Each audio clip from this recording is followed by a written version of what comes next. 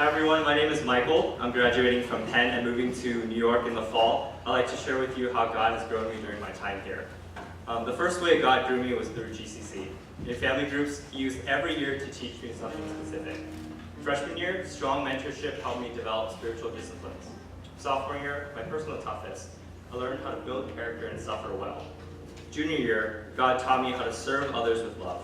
And this year, God has shown me how faith can trump my insufficiencies. Being at GCC also gave me incredible friendships centered on Jesus, which is one of the ways I see God's love most clearly. During junior year, I really wanted to work for this company I won't name, but I thought it was the best consulting group, so we'll just call it BCG for short. Anyway, despite months of preparation, I could not get past the final round, and I was heartbroken to the point that my faith was rocked, and I was so mad at God that I didn't want anything to do with Him. Senior year, I tried again, and the exact same thing happened. So I promise I'm not salty about it anymore. But I'll never forget that a group of brothers sat me down one night, covered me in prayer, and brought so much of God's peace to my heart. That was His unrelenting love for me, shown through friendships I don't deserve. God also taught me how anything could be an act of worship, since I was mostly a Sunday Christian in high school. Over time, weightlifting became more about building persistence and fellowshipping. It became less about building the perfect body, as evidenced by the fact that I stopped doing bicep curls.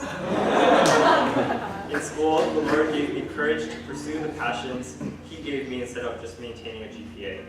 God is unique in that He's the only thing I pursue that is both the means and the ends. As I leave, there are still a bunch of unanswered questions. Why didn't I get the job I wanted? Why is the daily walk still so hard when God has shown His love over and over?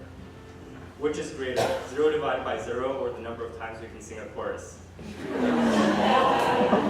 this I know, God has carried me on His back this far.